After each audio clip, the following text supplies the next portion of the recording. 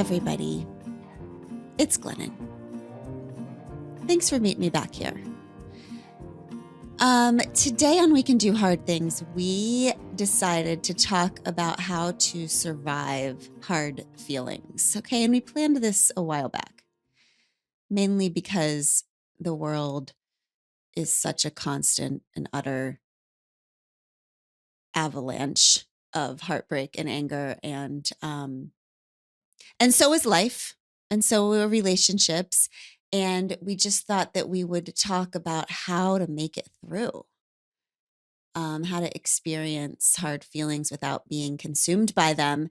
And so that's what we're going to do today. But I want to tell you that right now, I kind of can't believe. I actually asked if we could cancel this one and not record this one today because I am about to take my son to college a couple days out, actually. And I thought that I would crush this part of life because I really like change. But I am, whatever is the opposite of crushing, I am being crushed under. I am actually being crushed under this experience. And as a survival mechanism, I have decided to stop feeling anything. Okay. So that's what I'm doing. I just bought I think a 5-pound tub of red vines, and I am red vining and reading my way through the pain. Reading is another way I escape. So, ironically, we are here to discuss having our hard feelings and feeling them during a time where I have Elsa'd my way out of feelings. I am concealing not feeling. I am not letting it go. But I will tell you, no, I am living every single day. And to be fair, this is how I've lived my entire life. Okay. I can see to the rest of the world that they look at me and they think I am a normal human being having a normal human experience. But I am telling you that all I do all day is I just stand on this little edge of a canyon. Okay. I am standing on the edge of a canyon, and it's right to my left, y'all. It's right there. Okay. And the canyon is just this pit of despair and fear. It's a canyon of madness. Okay. It is. It's a canyon of effing madness. And I am 1 centimeter. I am just right there. I can, when I think, no, I'm not going to think about it. When I consider thinking about the experience of my child leaving for college, when I consider thinking about the state of the world, when I consider, I could go right in any second. So right now, I am staying frozen on the edge of the canyon, and I know it's right there, but I'm just trying not to go in. Okay. And by the way, that canyon, when I say it's madness, it's not crazy. Okay. It's real. The canyon is what's actually happening. Okay. The canyon is the reality of the world and the reality of being human, right? Which the truth of life is that we are loving these people so much and we are going to have to slowly separate from them. Okay. That is the canyon of madness and despair and fear that is real. Honey, but you're doing the very best that you can. Look, like, I see it every single day, and I am tiptoeing around this Yes, you are. This person you say is my wife. I'm equal parts worried, but also I feel like you're just doing the very best you can, and you're doing a beautiful job. You really are. Thank you. I know it's hard. Yeah. Thank you. Well, and I know, okay, my whole life I have been feeling hard, big feelings. Okay. Feeling things deeply, super sensitive person. And that is what my early addiction was about. Okay. I think that we start to, sensitive people who are feeling hard and big feelings, we don't know why one day we end up alcoholics or drug addicts or whatever, but it started usually as just a way to turn down the volume. Okay. we're sensing too much, we're feeling too much, what we're told is too much by our culture. And so we find ways to turn it down. Okay. And so I remember, and I know I've told this story before, but you're just all going to hear it again because it's my most important story. And I tell it to myself maybe every third day. But when I first started getting sober, when I was 25, I think, the first day I got sober was the day that I found out I was pregnant with my son, who is now going off to college. If you want to think more about the pit of despair, I've never even humaned without being this child's person. Okay. So fine. That's fine. It's fine. Life. That's fine. You got yourself, baby. You got it. Okay. You can do it. So when I got sober after 15 years of depending on alcohol and food and drugs and everything to numb myself, early sobriety is really tricky because most of us, when we've been addicted for a while, all of our people convince us that sobriety is going to be this like promised land, that's nirvana. They so badly want us to get sober because rightfully so, we're ruining everyone's lives, right? And so we trick ourselves into thinking, oh, it's just the booze and the drugs and the food and the whatever that's my problem. And if I just quit that, I will feel better. So what happened to me is that I decided to quit, okay, so that I could become this little being's mother. And I felt worse than I ever remembered feeling in my entire freaking life. Early sobriety was a freaking nightmare. It was just this like exposed nerve, right? All I did every day was remember why I started drinking in the first place, right? I wasn't like, oh my God, I'm sober. Yay. I was like, oh yeah, that's right. Life is terrible. Like being human is terrible. The drinking, all of that was like a coping mechanism for this. And now I don't even have it. And that is terrifying because when you get sober, you realize, oh, wait. If the drinking and the food and all of that wasn't the problem, then does that mean I am the problem? Mm-hmm. Because it's terribler, because now you don't even have the excuse for life being terrible that you're crazy drunk. So exactly. Now you're like, I got my like alibi for why my life sucks is no longer with me. And I just have a life that sucks. But sister, that's exactly it. That's like how it felt, which is terrifying. It is the most claustrophobic feeling because it's like, oh, there's nothing else. Like I can't quit being me. Right. So I remember going to like my 6th meeting, okay, recovery meeting. And I had not said anything yet, but I finally stood up and said, okay, my name is Glennon and I'm in recovering everything and yada, yada. And I am terrified because I'm miserable, more miserable than I've ever been.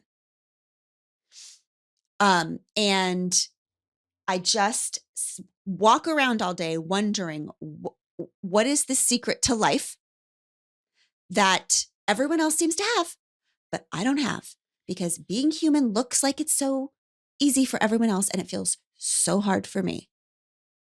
And I'm terrified all the time. Thank you very much. And I sat down. Okay, so this woman comes up to me at the end of the meeting. And I remember her as like, she had to be 80 years old. She was probably 27. So we live pretty hard, right? As addicts. I have no idea, but she seemed so wise and like angelic. She sits down next to me. She puts her hand on my knee. She says, honey, I just want to tell you something that somebody told me in early sobriety. And that is this. She said, the reason why you're miserable right now is not because you're doing life wrong. It's because you're finally doing life right. Okay? Because you're finally showing up for life and for being human without any bullshit, without any armor, without any what. You're just finally feeling it all. And that is hard. And that is why so few people do it. But if there's any secret to life, it's that being human is not about feeling happy. It's about feeling everything. right? All of these feelings, they are actually all for feeling. All feelings are for feeling. Even the uncomfortable ones, even the hard ones. And that, as you know, both of you, that sounds so simple. I am telling you, for me, that was a freaking revolutionary idea. That I didn't know you were supposed to feel all your feelings. I didn't know that anger and envy and heartbreak and rage and doubt were for feeling. I live in a culture that told me happiness and joy and success and pride. And these are all for feeling. The rest of those feelings are for hiding and for being ashamed of, and those are failure. Right? So this concept that, oh, wait, that's just like a consumer culture lie. Yeah. I mean, it's all culturally constructed. Like it's funny because now there's this TED Talk, this woman, Watt Smith, she's a historian. She does like the history of emotions. And she said, now we have this idea that we're supposed to be happy all the time because happier people make better parents and they make better workers and they make healthier people. But in the 16th century, it was the opposite, that they believed that sadness did all of that. So it made you a better worker, it made you a better parent because, and they actually had self-help books then that taught you to cultivate sadness because Oh they my believed God, I missed my time. you did. You're a woman born too late.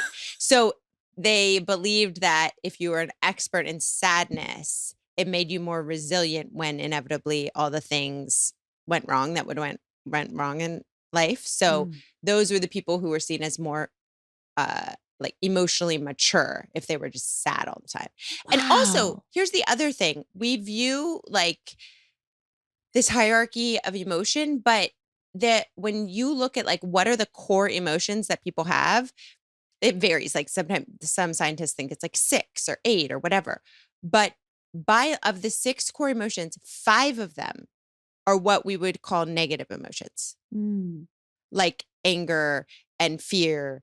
And there's only one of our core emotions that we make, like our DNA is made up of. Only one of them is what we would call a positive emotion. No way. Which one is it? So they are, I got to find them. They are anger, disgust, surprise, fear, sadness, and happiness. Oh my God.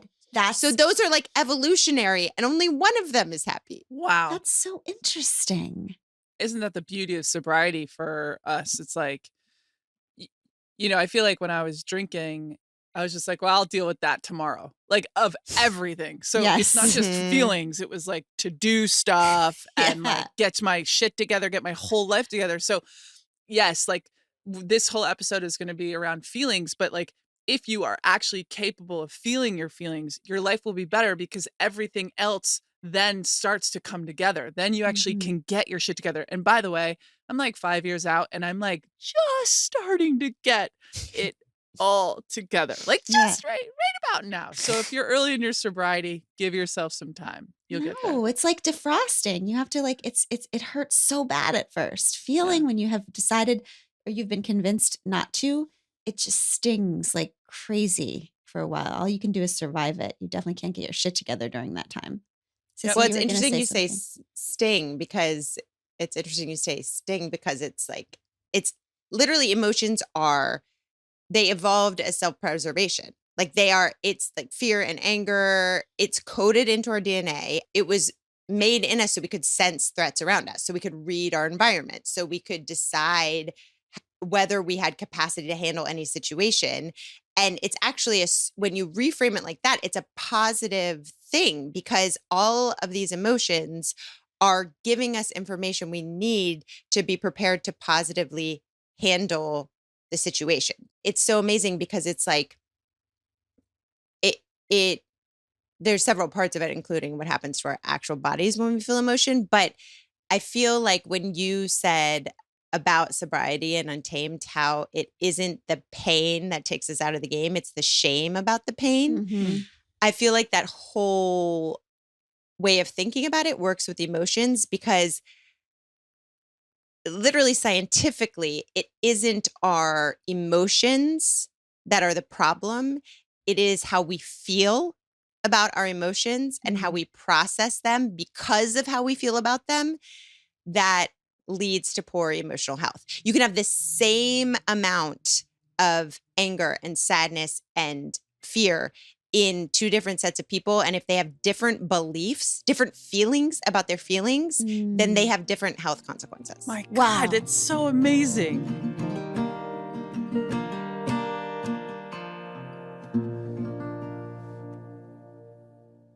Imagine if you could ask someone anything you wanted about their finances.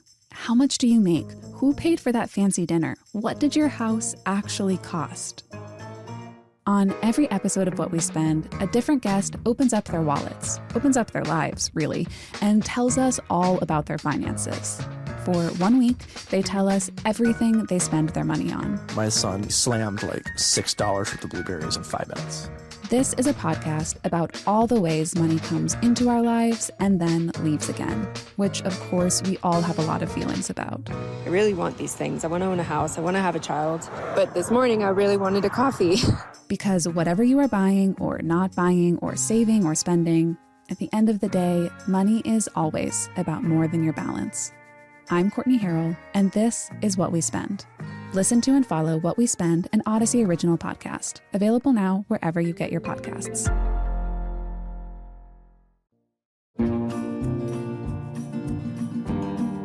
Let's talk about, I mean, in Untamed, this is how I used to feel about how feelings can give us information, right? I mean, after I changed my perspective on feelings in terms of I will no longer ignore, numb, hide, shame, deflect my uncomfortable feelings just to be a more effective, smiley woman, okay? I'll just go ahead and feel everything. And if that makes me a little less pleasant and inefficient, fine. I'm going to practice that, right? Because that was my only choice. I didn't have my numbing thing anymore. I didn't have booze. So I had to just accept that this is who I was and I was going to have these feelings. I started to understand that actually my uncomfortable feelings were much more instructive to me and helpful to me than even the comfortable ones, right? That the whole world was telling me, you know, you're not depressed or you're not sad or you're not angry because those are normal feelings. You're just sad and angry because you don't have these countertops, right?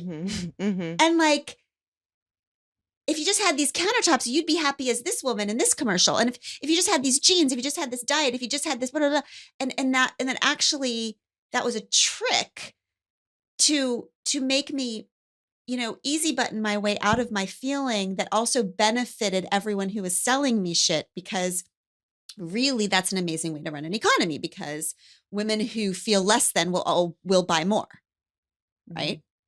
But then you just keep buying and you just keep buying because you can never get enough of what you never really needed in the first place. So it's a brilliant way to run an economy because, you know, joy and happiness, if your promise are in those products, then it's just always right out of reach. So you spend your whole life on a hamster wheel. Okay. So when I tried to practice stop not doing that, which by the way, I still do it in a million ways, I started to realize that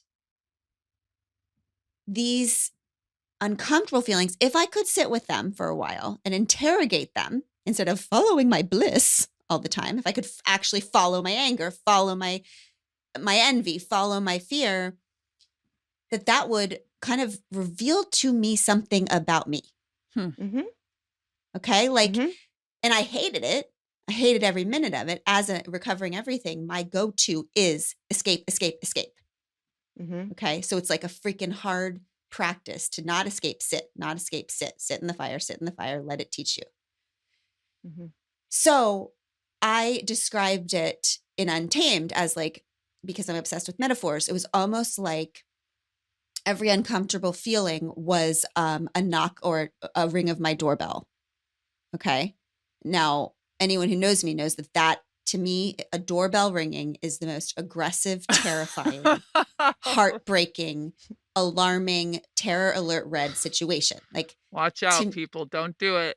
I mean, every time the doorbells, I'm like, is someone for real? Like, is that seriously happening? Like, people just go to your house? Anyway.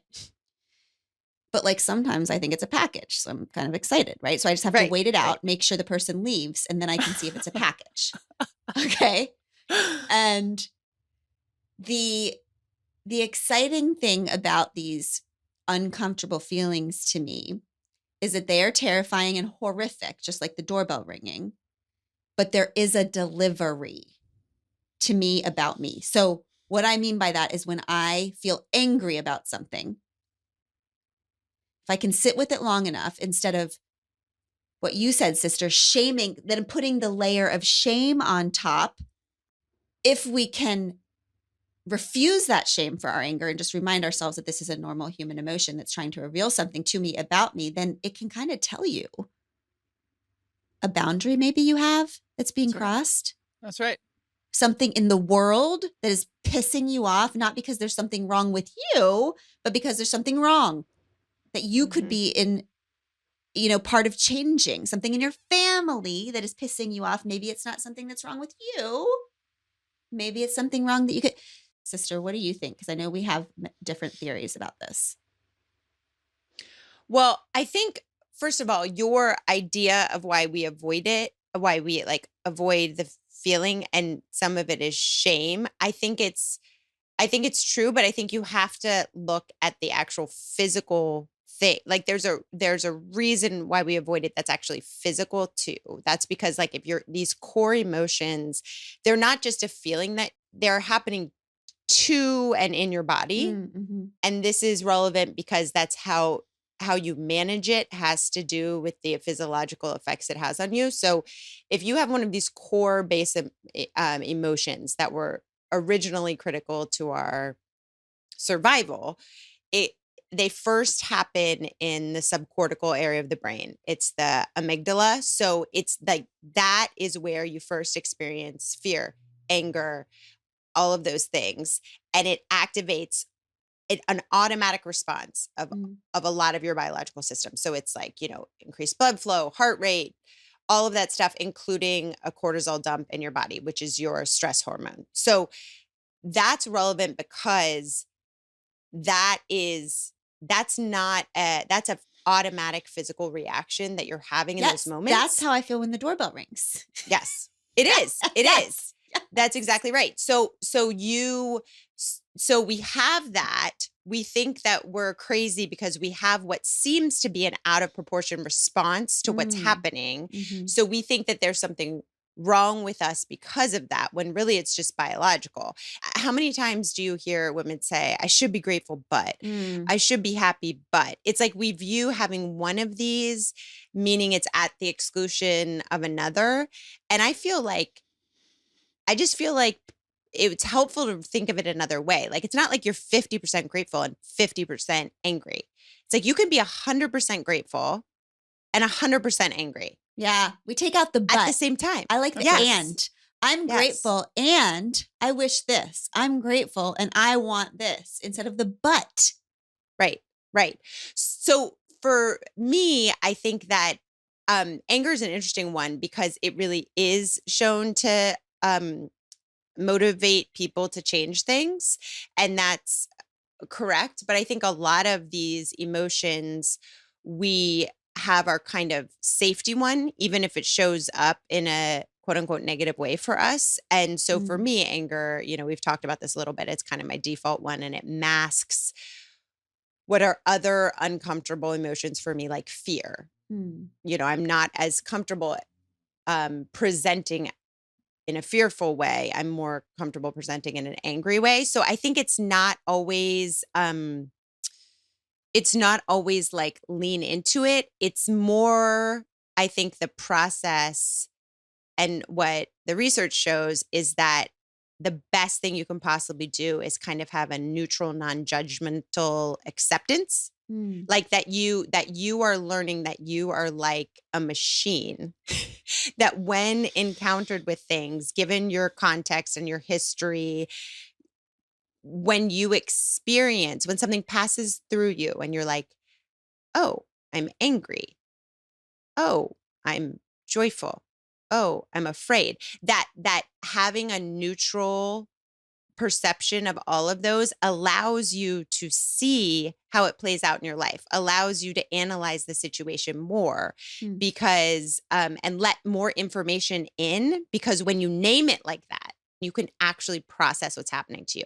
It's literally just the naming of it will help you to put the brake on that so you can get into the different space of your head to understand it. And I think that's the difference between a response and a reaction, right? A lot of us are like, my go-to move, I'm pissed. Here's what I do. I'm cold, death stare.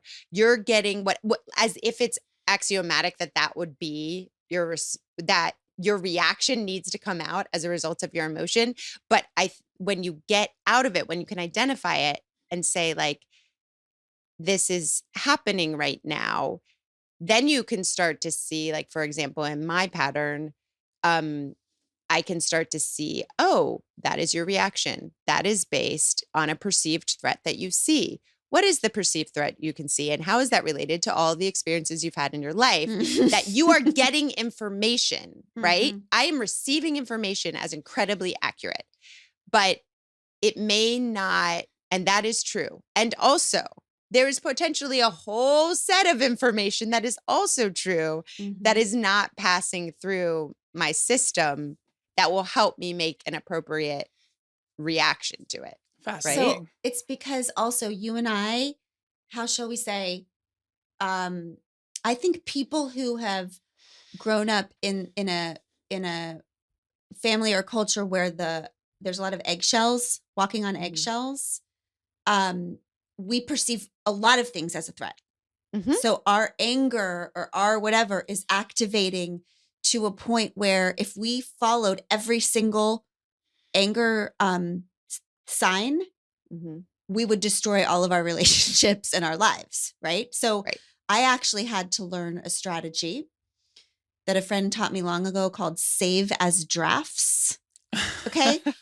which I've now used as a metaphor in many different parts of my life. But when anger visits me, when I feel anger, my go-to is to do something about it, to use that information as a sign that something needs to be changed, or I need to express myself, or as you would say, I need to react. Okay. So I am allowed to do that. I'm allowed to write all of my feelings to said institution, to said person, to said whatever. All I have to do is save as drafts for 24 hours, right? Because what I've learned is while uncomfortable feelings are informational and instructive, they are not always good directionally. Like they're not always good in the moment to tell you what to do as an action. They are untrustable in that way, right? Right. But if I can wait long enough, there's always a nugget that it's like sometimes the difference between war and peace is like 15 seconds. It's like if I can wait long enough for wisdom to catch up with the feeling, then the response will not just be a reaction. Yeah.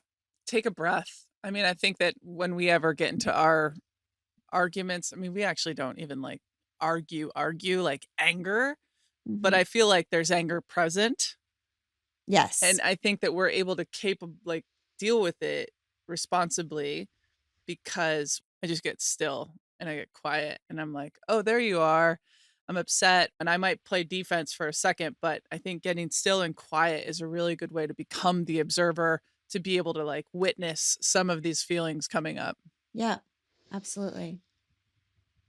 And it's just really interesting because it's all that emotions are in us. There's no avoiding it, but it's just information about ourselves. Like it reminds me of the 5 fights that episode that you two did about really when you're talking about what you fight about, it's both of them are these perceived threats to either to your relationship or to your individuality that becomes like the nugget of what you're fighting about. And it seems like learning how we go through the world and how we can go through the world in a way that we want to really depends on just analyzing, observing ourselves in these situations and what's coming up for us. It's so interesting because when you said about how, this like toxic happiness, this blew my mind because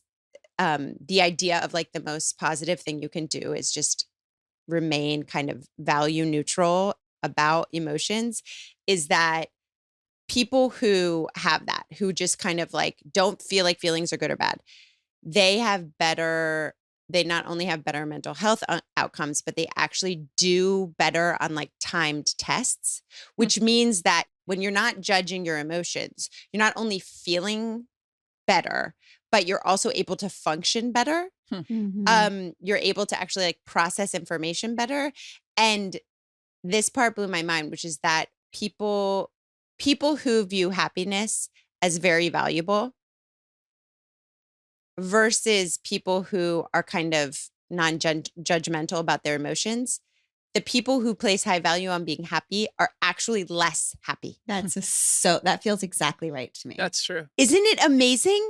Yes. Because they're just constantly struggling to meet their own expectations, and they're always feeling disappointed.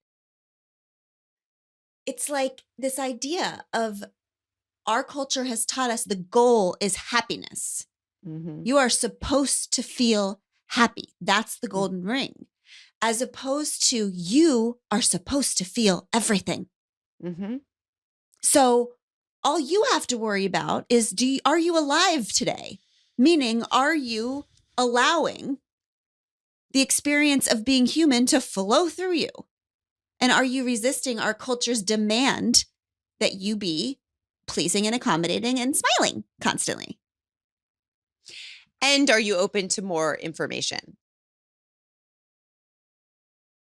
You can't just feel the things and react based on, your physiological reaction. Right. If you are able to, the best thing, even with kids and adults, is this like concept of being able to reappraise. Like you have your reaction, you have your physical dump, and then you're able to say like, is it possible that there is more information available that would open up to a different emotion right now? Okay, Like, I want to that's the get whole into thing. examples of this. Yeah. Okay. Okay. So let's make this real. All right. What would your go-to be, and what would be a healthier way to walk through it? Give me an example. So, okay, let's say that my husband doesn't respond to like an important request that I have about the kids. I feel like it's like really important that something for them depends on this, and we've got to get this done, etc. And if he doesn't respond to that, then I will immediately go straight to anger, which will actually be anger and fear, right? But it will be anger. And I will have my emotional response. Then I will feel like I have all my information. I am alone in this. It's up to me to figure it out. My kids need things that we're not going to give them. Therefore, they're going to be ill-equipped for life. Therefore, so I'm like, I am gone. I am dog paddling through a sea of cortisol right now. And I have all that information. I have received it and I know it's true. But like reappraisal in that situation would be the process of reevaluating it and being like, is it possible that he's in a meeting right now? Is it possible he is doing research on what I've suggested? Is it possible that his processing of information, albeit different than mine, doesn't reflect his not caring just as much as I do about this thing? Like, is it also possible that my kids in this moment are okay? Right? So I am having genuinely that response. Yep. It is true to me. It is also possible that there is more information available to me that would cause me to have a better ability to handle life and to react to challenges in life, because really that's what emotions are for, right? Yes. So what you were saying to me is that, emotion, which is energy in motion, it's energy, it's flowing through our body. That is real. That is information. It is often it is information that is sometimes also flawed or informed by our past trauma or incomplete. It's incomplete. So there's an and both here. There's a third way. So there is a way of not ignoring or shutting down that emotion, but also not completely succumbing or surrendering completely to it.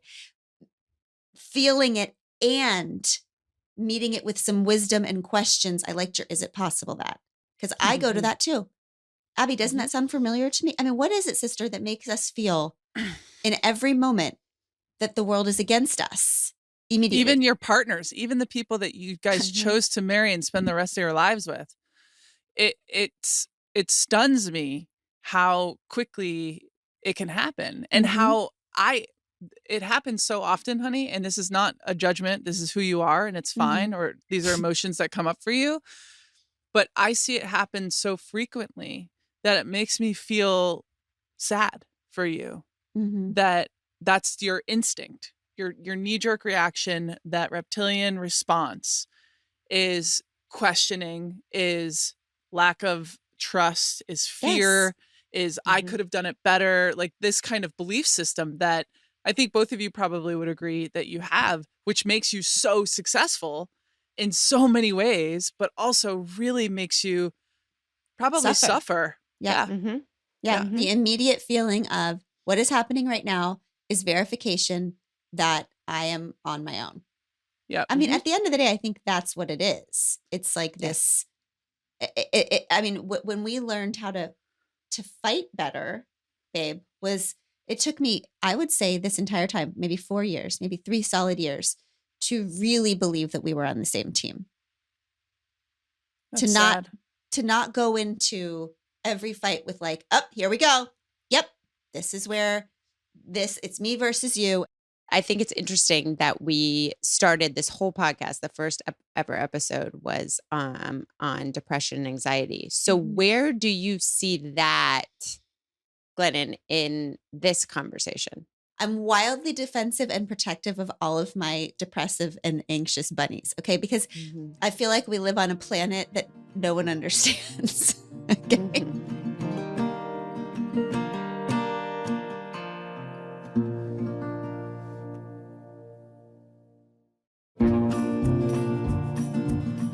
When someone says to me, like compares depression to sadness or anger or envy, it feels to me like comparing like diabetes to those things. Like they're just completely and utterly different. People experience depression in all different ways. But for me, there's usually a catalyst to it when it comes and visits me in life that has to do with, at first it feels like an onslaught of all the feelings, of all the uncomfortable feelings. So it's like, if you can deal with them one at a time, there's this time that happens to me every few years where it just all starts coming so fast and so furious and so constant that I am unable to even identify them anymore. Okay. Like I don't know what's what anymore. When I'm in that time, when I read back on like those essays from Untamed about feelings being deliveries, they feel totally Pollyanna and ridiculous to me. And I wrote them. Okay. But when depression comes, it's like, it's such an onslaught that I can't. It's like if you take all the colors, if all the feelings are colors, and then you just take a huge paintbrush and just like smush them all, swirl them up so much that it just turns into this like dark gray nothingness. So to me, depression is this like onslaught of everythingness that suddenly turns into a nothingness. And the nothingness is almost a relief at first until it's not, because you decide, even though you've already been there and gotten out before, that you will never get out, that now you're in the abyss of gray. And now I feel like maybe this is a little too much.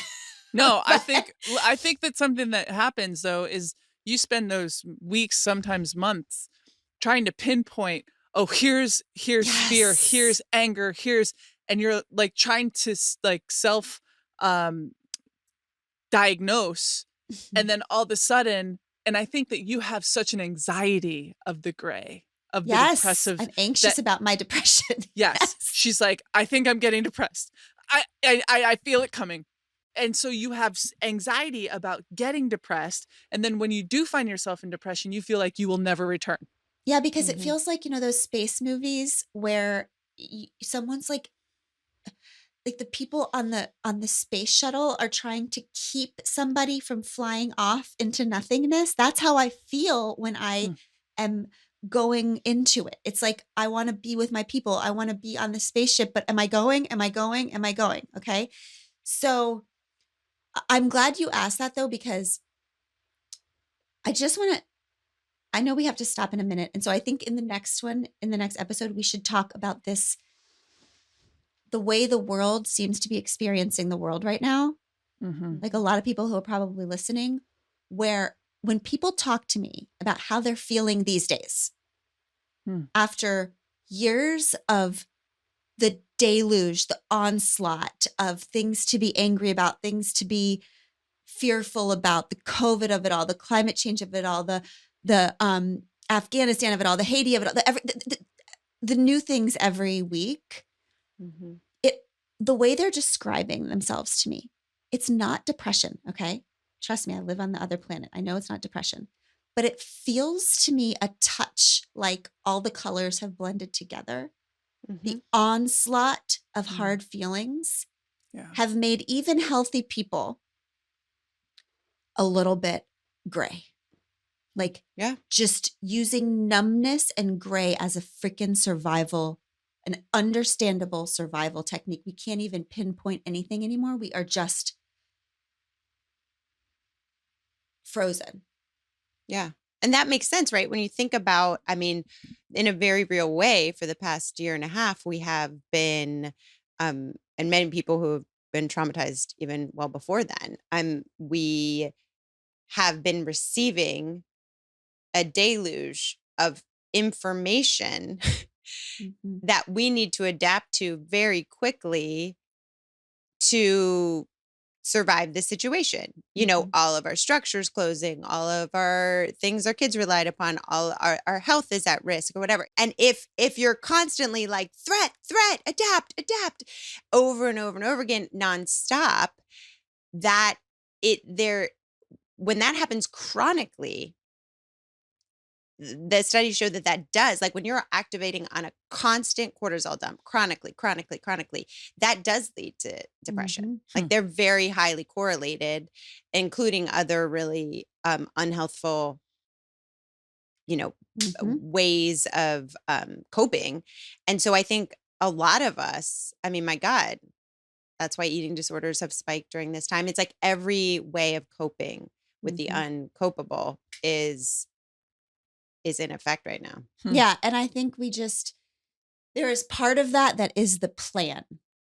That is the idea that if the powers that be just wear us the hell out, if we just go numb, there's a third way.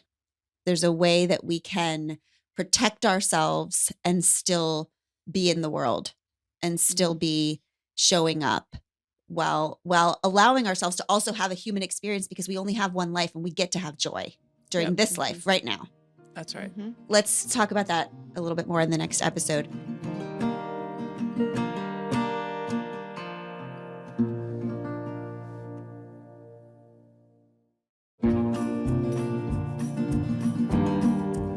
Right now, our next right thing this week, y'all, is going to be, sister, do you want to do this one?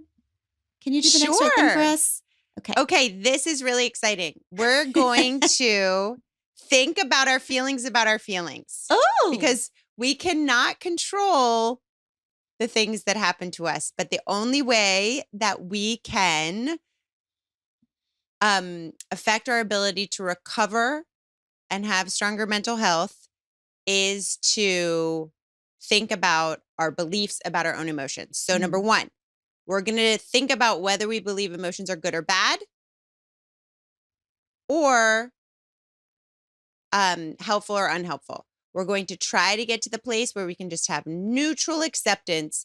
They are all just information. Okay. All helpful in that they are delivering information, not good, not bad, just delivering information. Number 2, we're going to think about whether we think our emotions are completely out of our control and unchangeable, or whether they are capable of shifting with new information. Because even just our belief about that affects, you don't even have to let the new information in. You can, okay, wait a if minute. you just believe. I need to understand that one. So Okay. this number 2 is, so I have texted Abby. She has not texted me back immediately. I am pissed off. I am abandoned. I am alone. I knew I couldn't trust anybody. True story, I am folks. True story. fired Right here up. happening. Okay. Are you saying that all you're asking me to do is consider whether more information, like wondering if Abby's just in the dentist chair, might be able to shift that fury?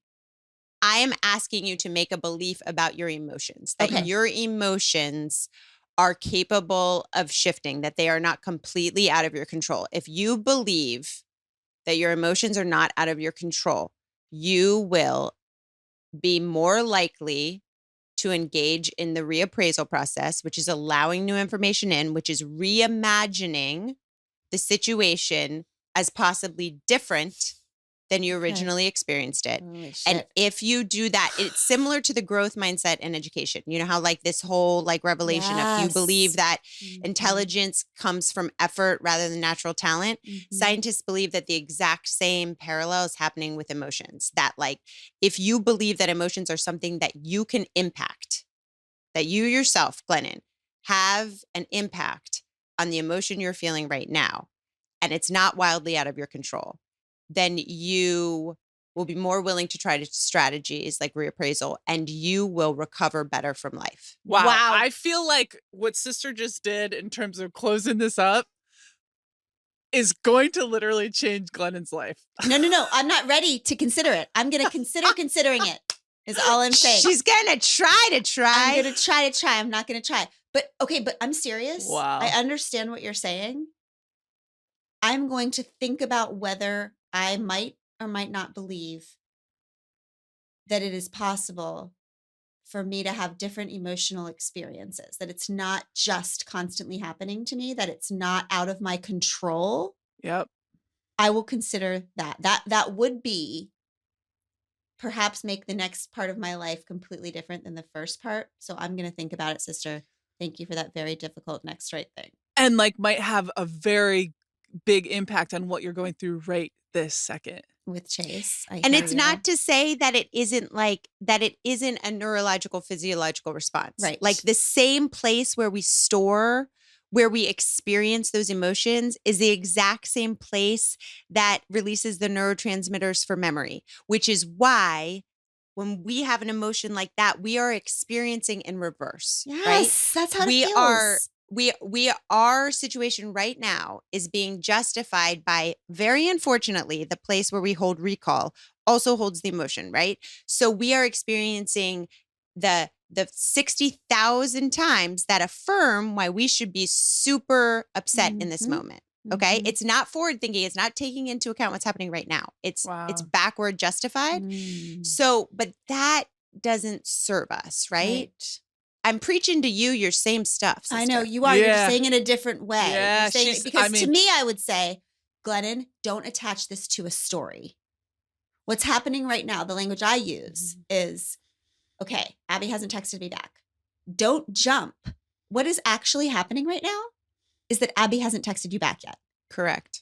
You're attaching it to the story of you can never depend on anyone and you will always be abandoned and someone will always, and here we go, and the other shoe and blah, blah, blah. But actually that's attaching a story. All that's happening right now is. The irony is that I've never let you down in that way. Like, no. Like, oh no, reality doesn't matter, babe. It's from before I even got here. So it's like, it's crazy. And the next right thing this week, folks, is listen to everything that Sister just said. Wow, that was incredible. I feel changed. You didn't even need to change, baby. I feel changed a the little. only one on this call that didn't need to change. Yeah, exactly. That's just why, changed. sister. No, She's but so I'm your partner. I am the partner of somebody who needs to change. No, Yeah. who is deeply in her feelings a lot. And so it makes me know you better. It makes me help be a better partner for you. And yeah, this is equally as important to me as it is to you, even if it's not necessarily directly influencing my life. I love you. We got to wrap it up, y'all. We love you so much. Good luck with that next right thing. We're going to see you back here in a couple days. If things get hard this week, and they will, just don't forget that we can do hard things.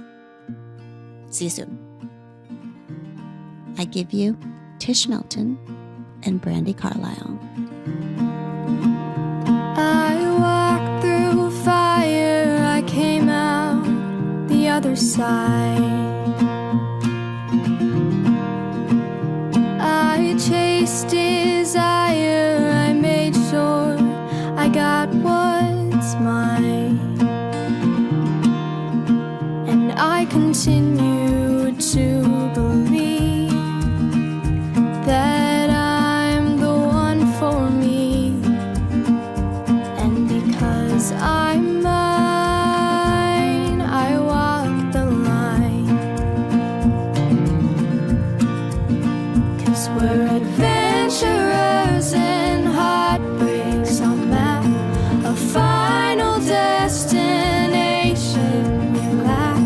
We've stopped asking directions to places they've never been.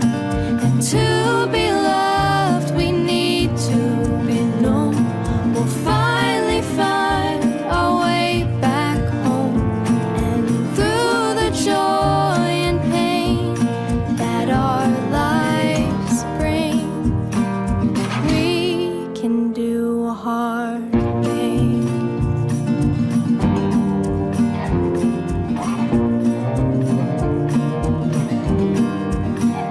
I hit rock bottom, it felt like a brand new start. I'm not the problem, sometimes things fall apart. And I continue to believe the best people are free. And it took some time, but I'm finally fine. 'Cause we're adventurers and heartbreaks on map, a final destination we lack. We've stopped asking directions to places they've never been. And to be loved, we need to be known. We'll finally find our way back home. And through the joy and pain that our lives bring, we can do hard things.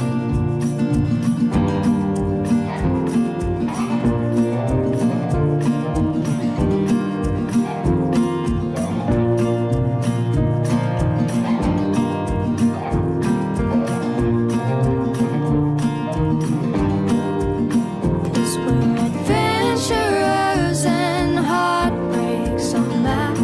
We might get lost, but we're okay with that. We've stopped asking directions to places they've never been. And to be loved, we need to be known. We'll finally find our way back home.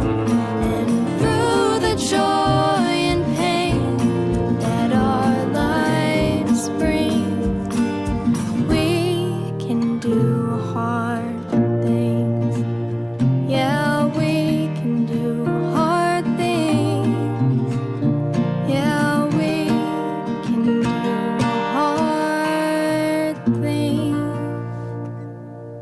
We Can Do Hard Things is produced in partnership with Cadence 13 Studios. Be sure to rate, review, and follow the show on Apple Podcasts, Spotify, Odyssey, or wherever you get your podcasts. Especially be sure to rate and review the podcast if you really liked it. If you didn't, don't worry about it. It's fine.